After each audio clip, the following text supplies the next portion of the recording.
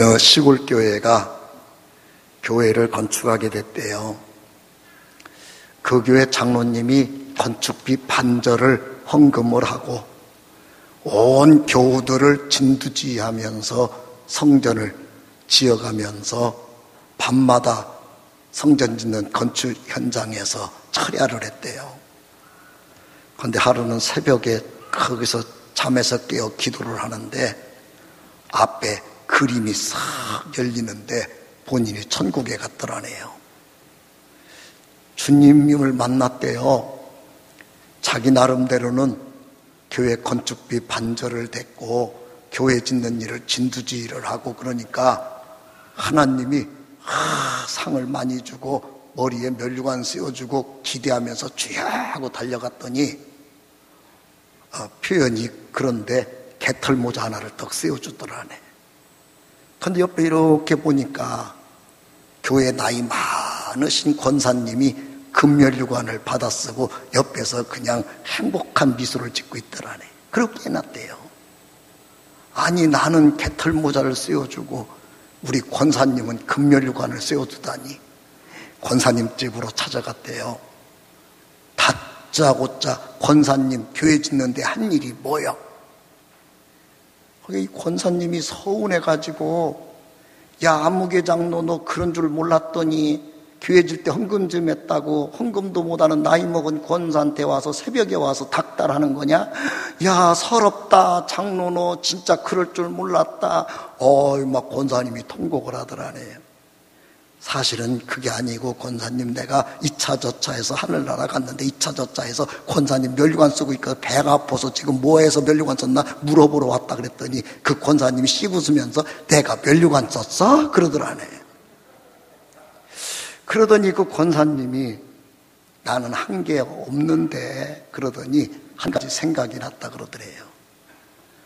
젊은 장로는 힘 있으니까 헌금도 하고 젊은 집사들은 몸으로 막 냇가에 가서 모래 파오고 자갈 짊어져 갖고 와서 그거 갖고 벽돌 찍어서 시골 교회를 짓는데 젊을 때 졌으면 몸이라도 드리고 돈 있을 때 졌으면 돈이라도 드리는데 몸은 늙었고 돈도 없고 드릴 게 없어서 담볕에 따뜻한 양지 마른데 나이 잡순 권사님들끼리 하루 종일 앉아가지고 성전 짓는 거 구경만 하고 있었는데 하루는 보니까 집사님 한 분이 냇가에 가서 모래 자갈을 그 달구지에다가 잔뜩 싣고 이제 건축 현장으로 나르는데 어느 지점만 오면 소가 못 가서 된숨을 몰아쉬고 그러는데 그 집사님이 소를 때리고 소리를 질러야 겨우 소가 움직이더라네.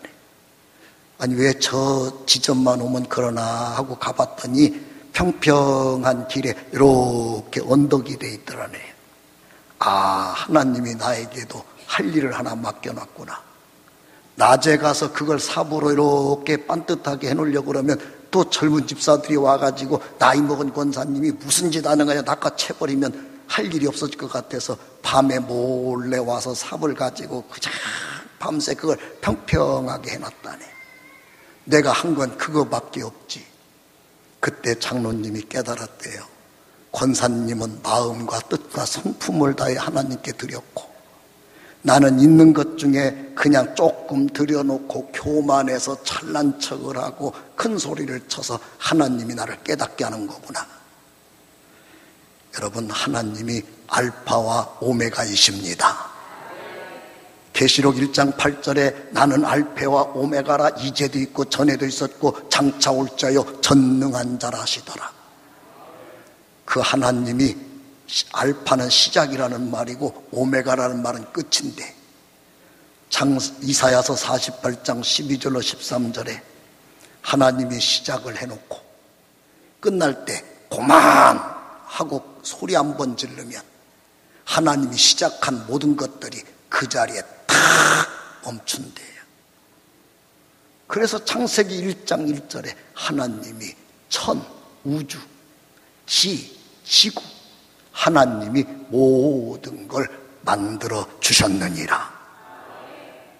우리 인간도 창세기 2장 7절에 흙으로 몸을 만들고 코에다가 하나님의 영을 집어넣었더니 생영, 살아 움직이는 영이 있는 사람으로 우리가 살아있는 사람이 된 겁니다. 모든 만들어진 건 반드시 끝나게 돼 있고, 하나님은 만들어 놓은 것들을 끝나게만 하는 게 아니라 심판을 해요. 그래서 우리 사람도 히브리서 9장 17절에 한 번 죽는 건 정한 것이요 죽음 후에는 심판이 있으리니, 다 가서 우리는 심판을 받게 됩니다. 그 모습을 오늘 본문에서는 달리기를 하기 위해 운동장에서 지금 열심히 마라토너들이 줄 서 있어서 출발해가지고 꼬리점까지 가는 모습으로 예를 들고 있어요. 달린다고만 되는 게 아니라는 거예요. 내 맘대로 달리면 되는 게 아니라는 거예요. 마지막 꼬림지점 갔을 때 심판자가 1등 맞아, 법대로 잘 달려서 남들보다 잘 달려와셨어요, 당신이 1등이야 하고 상을 준다는 거예요. 여러분과 저는 그러므로 막 살아도 되는 인생이 아니라 하나님의 법대로, 하나님의 원하시는 뜻을 따라 달려가는 마라토너들인데 상 얻는 사람 되셔야 됩니다. 다 땅에서도 축복으로 상을 받으시고, 하늘나라 가서 천국에서 면류관 쓰는 상을 받으시고, 여러분으로부터 자손 1000대가 복을 받는 상을 받는 여러분 되기를 주의 이름으로 축원합니다. 우리 그런 교회로 주님 오실 때까지 사명 감당하는 교회를 만듭시다. 그렇다면 첫 번째, 상을 받는 사람은 어떻게 해야 될 것인가? 모든 일에 절제할 줄 알아야 돼. 절제. 오늘 25절에 보니까 이기기를 다투는 자마다 모든 일에 절제하나니 그들은 썩을 승리자의 관을 얻고자 하되 우리는 썩지 아니할 것을 얻고자 하노라. 여러분, 아무거나 예뻐집니까? 예뻐지기 위해서 먹는 거 절제하고 얼마나 많은 부분을 절제해야 아름다움이 나옵니까? 운동선수가 승리자가 되기 위해서는 얼마나 많은 걸 절제하며 훈련을 해야만 여러분 승리하는 선수가 됩니까? 그런데 세상에서는 절제 많이 해서 훌륭한 선수가 돼서 상을 받아봤자 그건 썩는 면류관이라네. 우리 믿음의 영적인 사람들은 썩는 세상 면류관 쓰는 선수들보다 더 절제하고 또 절제하고 자기를 가꾸고 만들고 유지하는 일에 전념을 다해야 되느니라. 어느 날 발명가 에디슨에게 한 사업가가 찾아왔대요.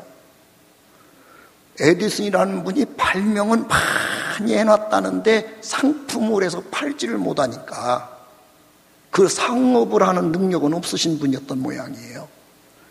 그러니까 사업가가 찾아와서 당신이 발명한 능력에다가 물건을 만들어서 유통하는 나의 능력이 하나가 돼서 우리가 손을 잡으면 나는 당신 때문에 돈을 벌고 당신은 나 때문에 돈을 벌게 되니 우리 손을 잡읍시다 하고 찾아왔더랍니다. 그랬더니 에디슨이 물었대요. 당신과 손을 내가 잡는다고 칩시다. 어떤 방법으로 사업을 성공시킬 수 있는지, 당신이 사업을 성공할 수 있다고 하는 논리를 나한테 설명해 주시오.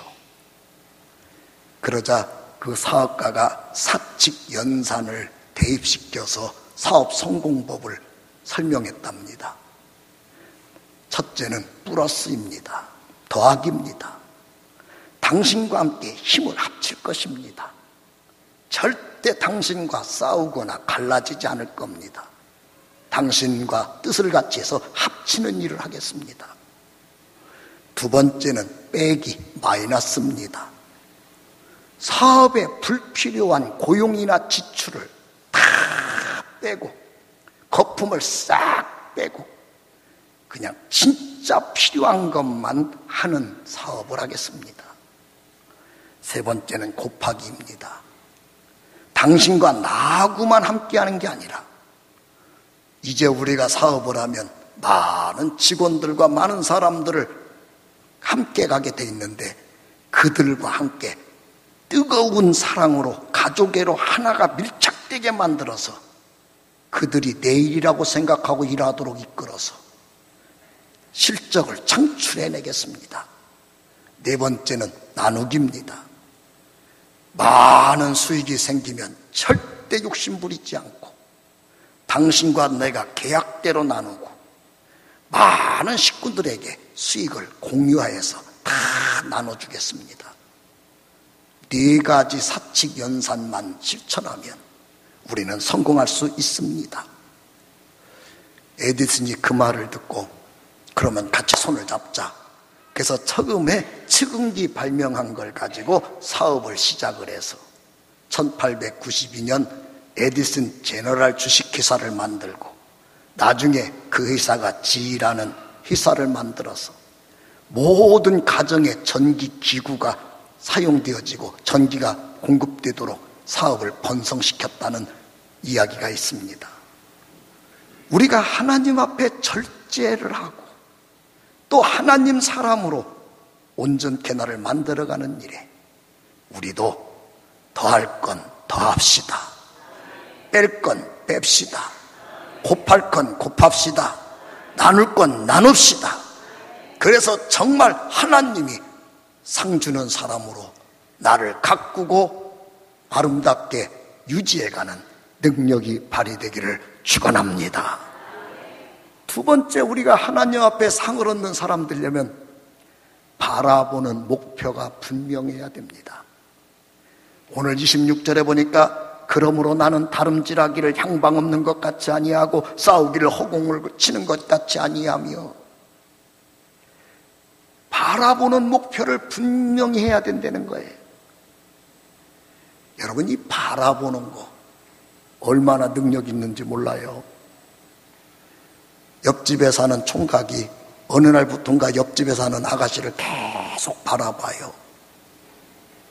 얼마 지나면 둘이 결혼해요. 바라보는 능력이에요. 하나님은 하나님을 만나는 믿음 있는 사람을 히브리서 11장 11절에 바라보는 것을 할 줄 알면, 하나님을 바라보는 걸 할 줄 알면 바라보는 대로 그 사람에게 증거물이 나오도록 내가 도와주리라. 우리가 흔히 마귀와 싸워 이긴다 그럴 때, 여러분, 마귀와 싸우는 실제적 싸움이 뭐냐? 바라보는 대상 싸움이에요. 목표 싸움이에요. 하나님은 아담과 하와를 만들어 놓고 생명나무 바라보고 따먹고 모든 나무 실과 바라보며 따먹으라. 근데 선악과 나무는 먹지 마라. 더 의미를 강하게 우리가 부여한다면 선악과 나무는 쳐다보지도 마라. 근데 마귀는 계속 와가지고 생명나무 못 쳐다보게 해요. 모든 나무 실과 먹는데 정신 안 팔리게 해요. 뭐만 하게 하냐? 선악과만 바라보게 만들어. 어느 날 하와가 선악과를 쳐다보니 어떻게 심리가 변했다 그러지요? 먹음직도 하고 보암직도 하고 지혜롭게 할 만큼 탐스럽기도 한 나무인지라. 여자가 그 열매를 따먹고 자기와 함께한 남편에게도 주매 그도 먹은지라. 목표가 흔들리니까 가정이 망해요. 부부 사이가 망해요. 자녀가 저주받아요. 모든 게 다 끝나는 걸 우리가 볼 수 있어. 광야에서 이스라엘 백성들을 모세가 이렇게 이끌고 갑니다. 그런데 불뱀을 만났어요. 백성들이 다 불뱀에 물려서 죽어갑니다. 하나님께 기도했습니다. 하나님의 처방은 한 가지였어요.